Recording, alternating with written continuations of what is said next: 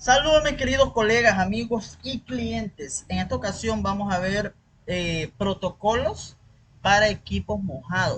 Para usted como técnico y para usted como cliente también. Hay muchos mitos que métalo en arroz, que por aquí, que por allá.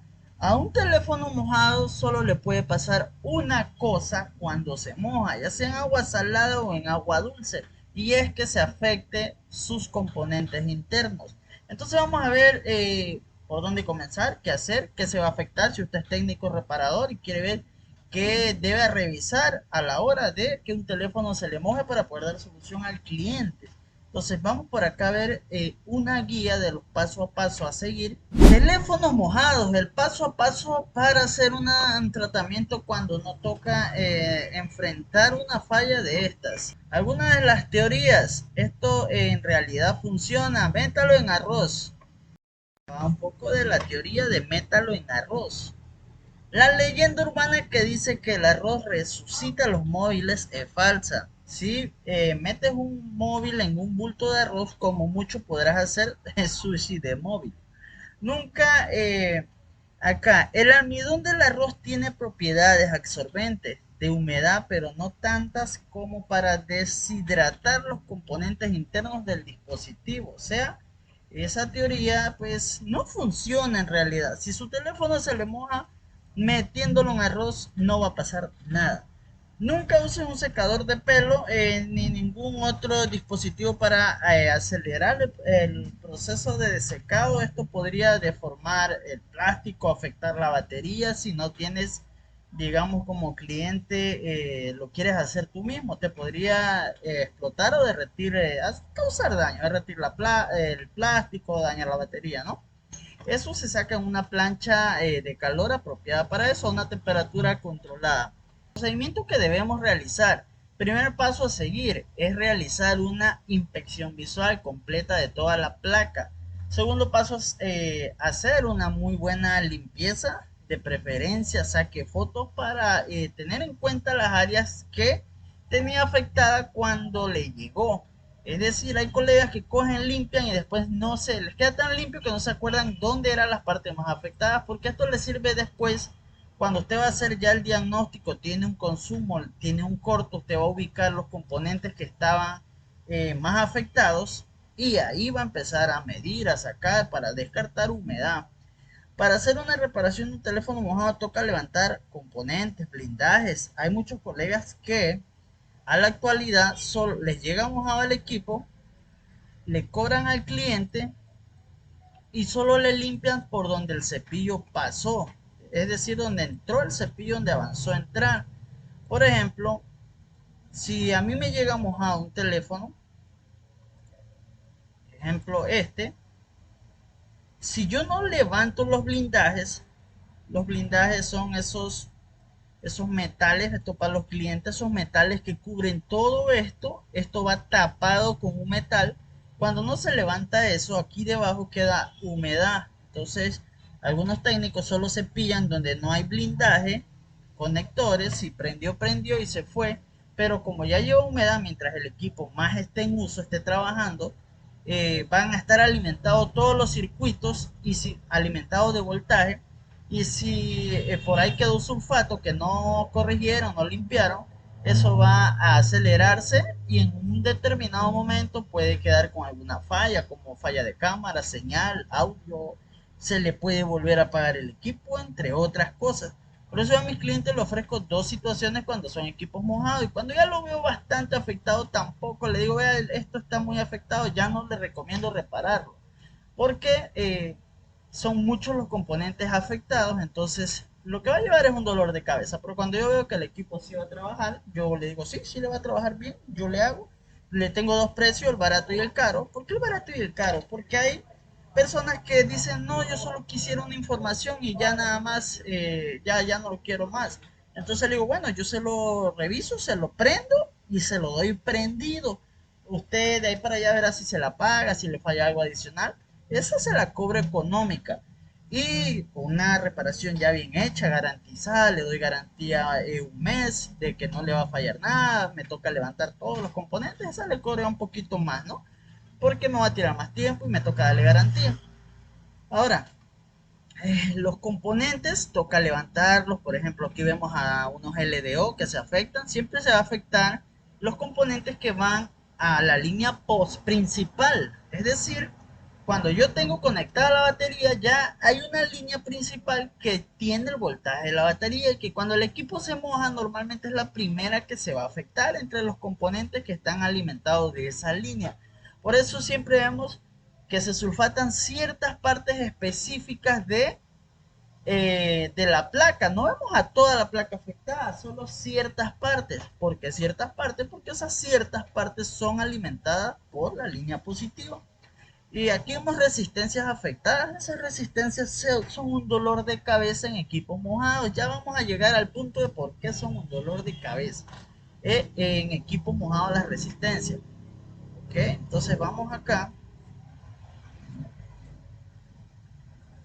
Ese sería el protocolo hasta ahí, ¿no? Procedimiento que utilizo para quitar los blindajes. Hay tres formas de retirar blindajes. Voy a comentar las que más a mí me gustan. ¿Por qué vamos a retirar blindajes? Porque son equipos que están mojados. Recuerden eso que acabé de comentarles antes. Cualquiera de estos procedimientos tiene sus riesgos. Claro, cualquiera tiene sus riesgos. Trabajador garantizado toca levantar a todos los blindajes y hacer una correcta limpieza y ser necesario realizar revaling, cambiar componentes y eso. Eso es para un trabajo garantizado, ¿ok? Entonces, por ejemplo, esta técnica consiste, a ver, vamos a empezar de la primera técnica. ¿Ok? La primera técnica consiste en estos componentes. Flux, este flux es el que yo uso, aprovecho para hacerle la propaganda. Este flux es súper bueno, vale como unos $10. Es un botecito grande que normalmente me dura 6 a 7 meses. Y yo que le doy bastante al flux. Esta técnica para levantar blindajes consiste, ya que hay 3 o 4 técnicas para sacar blindaje, consiste flux, estaño y cautín. Esta técnica muchos colegas la usan, que consiste en que en echar flux a todo el borde de los blindajes y echar estaño a 138 grados para cambiar aleación y luego con el cautín o con la pistola de calor empezar a sacar de esa manera el blindaje. Esa no me funciona a mí porque cuando yo practiqué esta técnica resultó que el estaño en pasta se me filtró adentro del blindaje y que ahí había un circuito y por ahí lo dejé en corto y cuando fui a ver ya tenía otro corto aparte de la falla real y bueno, no me funcionó, pero esta es una de las técnicas. Segunda técnica que se usa, Dremen. ¿En qué consiste esta técnica? Consiste en gastar todos los bordes del blindaje, desgastarlo todo y levantar la tapa, como pudiéramos decirle, la cubierta, la tapa, pero van a quedar el filo, todo este filito que va ahí va a quedar, no solo sacan la parte de arriba. Tampoco me funcionó, yo soy muy torpe en ese sentido al bajar blindaje con Dremen, les voy a contar por qué. Cuando yo bajaba blindaje con Dremen, resulta que a veces por error, sin darme cuenta, picaba condensadores o arrancaba alguna resistencia, alguna bobina. El colmo que tuve una vez fue que bajando un blindaje cerca de aquí del conector, corté la esquina de la placa y que por esa esquina pasaban líneas MIPI y dejé sin pantalla a ese equipo que solo le iba a cambiar un OVP nada más. Entonces se me complicó y me tocó hacer otra reparación, bajar el CPU y cuando ya me di cuenta resultaba que no era CPU sino que había cortado ahí y ahí pasaban las líneas MIPI. Tampoco la uso ya. ¿Qué técnica a mí me ha favorecido?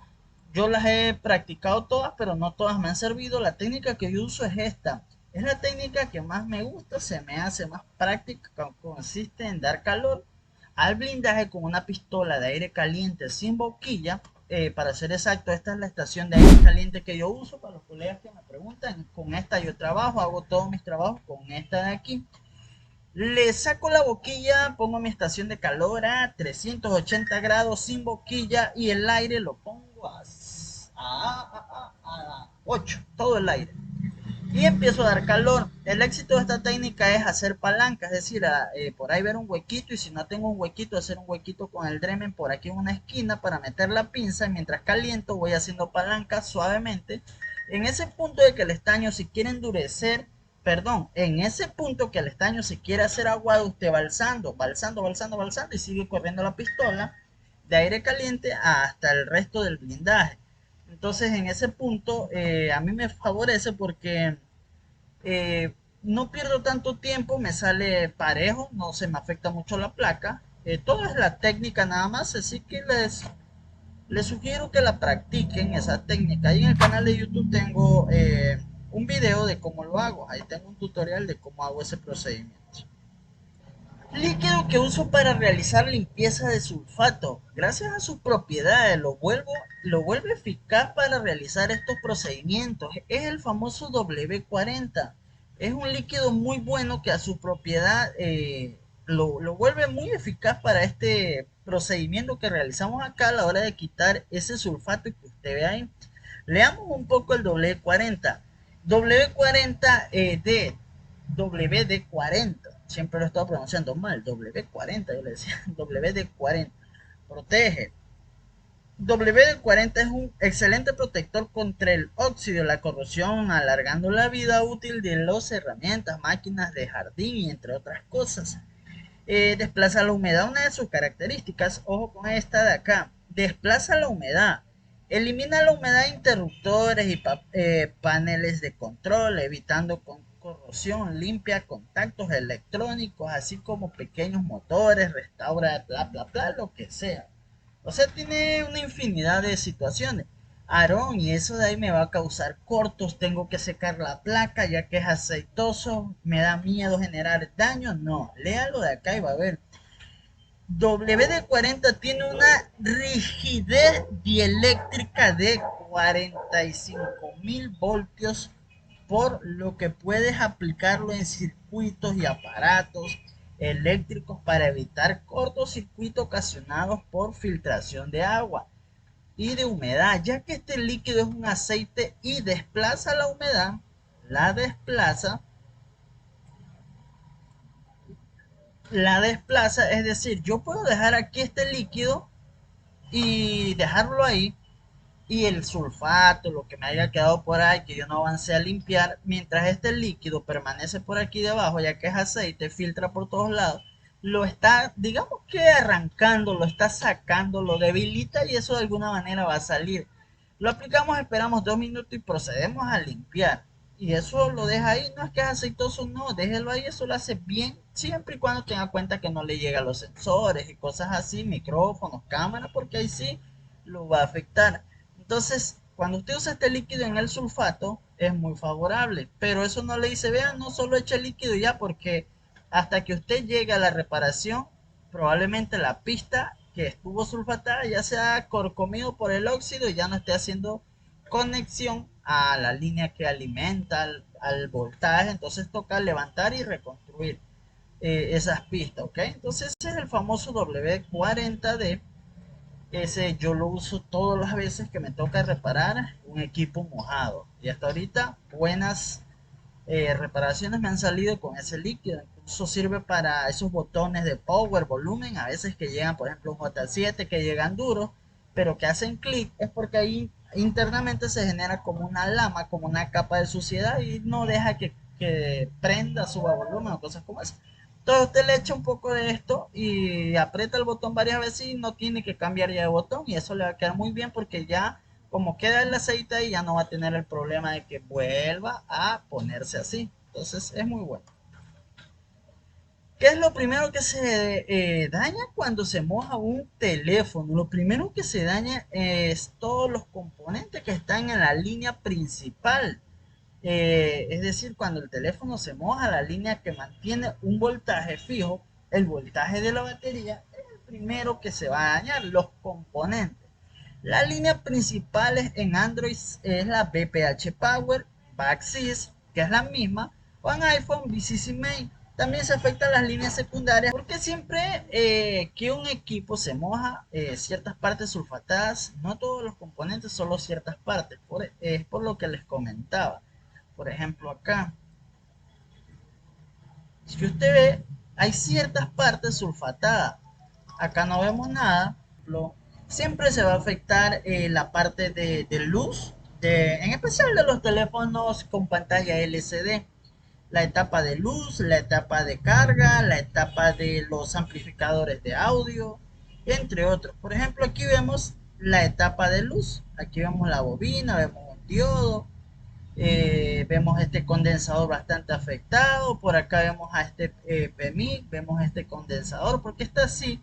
Porque esto y lo que se sulfató acá probablemente es la misma línea, es decir, tenían el mismo voltaje en el momento que este equipo se mojó. Y ya por ahí, por ejemplo, acá este negrito es un LDO, también pertenece a la misma línea.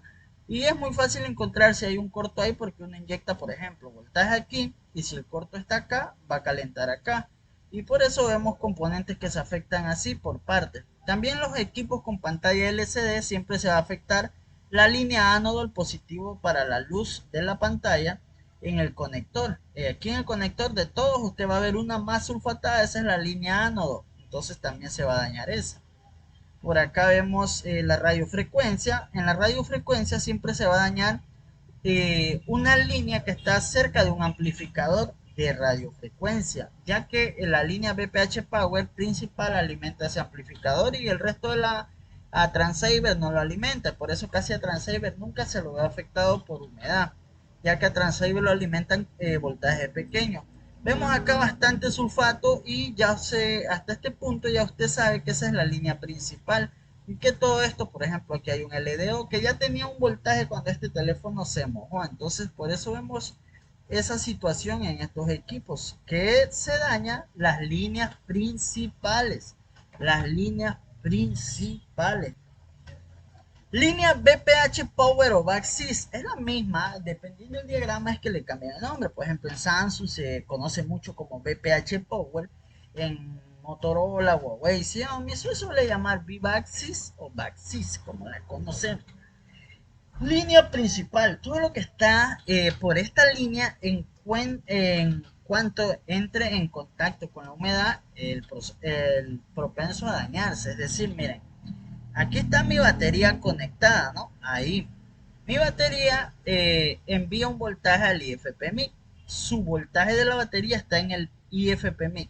El IFPMI, o conocido como IC de carga, envía un voltaje para todo el sistema por una bobina de switch, una bobina que está aquí grande a la salida del IC de carga, que aquí ya la línea se llama BPH Power y por eso que nosotros decimos BPH Power.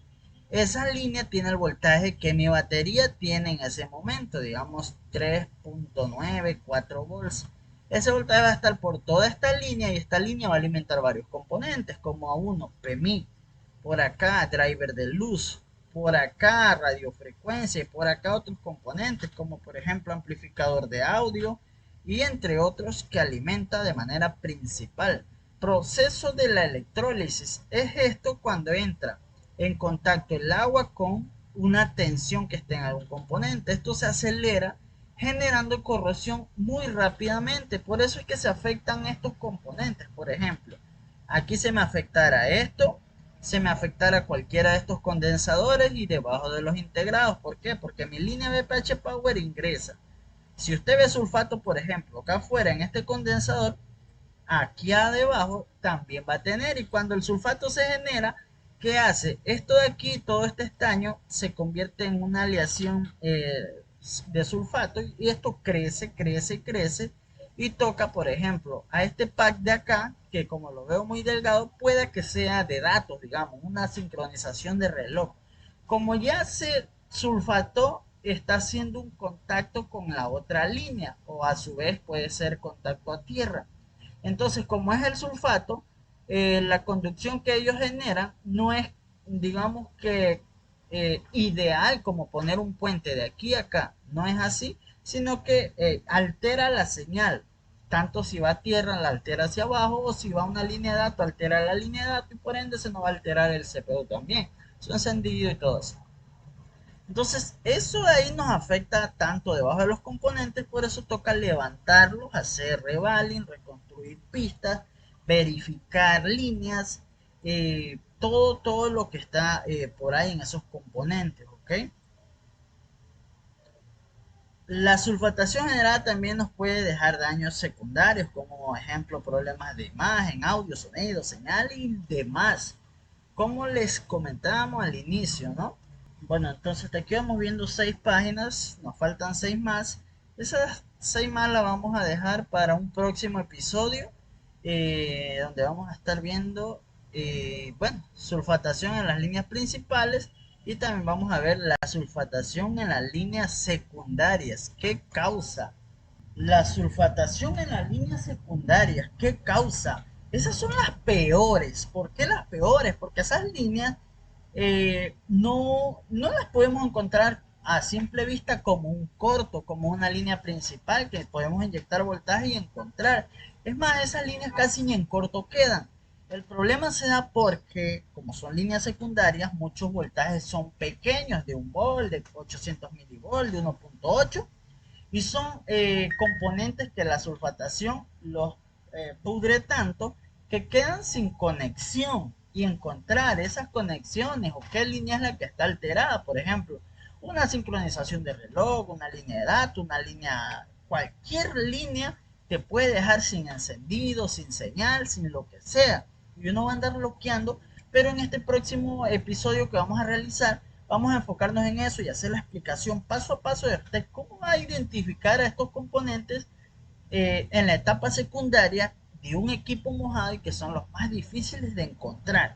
Si tú tienes un equipo mojado o has tenido una falla de estas y se te ha dificultado, cuéntanos aquí en los comentarios qué técnicas has usado, cómo has dado solución, o a su vez hasta ver este video cómo es tu protocolo a seguir en equipo mojado, para ver si aprendemos de ustedes, ustedes aprenden un poco de mí, yo aprendo de ustedes, y vamos a ver entre todos cómo son sus protocolos para teléfono mojado. Y estén atentos al segundo episodio de este video. Si te gustó este video, regálame un like, coméntalo y comparte para motivarme a hacer la segunda parte. Y vamos a ir haciendo etapas de videos que a usted le va a servir mucho como técnico y también como cliente. Puede aprender algo aquí. Lo mejor de un equipo mojado es que se le moja, trate como sea de llevarlo a un servicio técnico, no para que se lo repare en ese momento, no, más que sea páguele para las colas, pero que se lo abra y le desconecte la batería hasta que usted tenga para pagar la reparación. Hay mucha gente que se le moja, va y lo guarda una semana, 2 semanas, hasta que me caiga quincena o fin de mes y poder llevarlo a un técnico. Ya a veces es demasiado tarde. En ese tiempo que está guardado se está dañando terriblemente. Entonces un técnico no creo que le vaya a cobrar tanto, póngale, no sé cuánto le vaya a cobrar. Vea, se me mojó, desármemelo, desconécteme la batería nada más, en caso tal no tenga el presupuesto para de una vez repararlo. Y solo con desconectar la batería ya usted lo está salvando de alguna manera ese teléfono, porque ya el circuito no está energizado y la sulfatación no va a avanzar. Entonces tengan en cuenta eso cuando se les mueve un equipo. Si les gustó el video, ya saben, regálenme un like. Saludos a todos, recuerden que estamos en Facebook, TikTok, YouTube como Servicel Milagro, y pues por ahí espero verlos. Saludos a todos.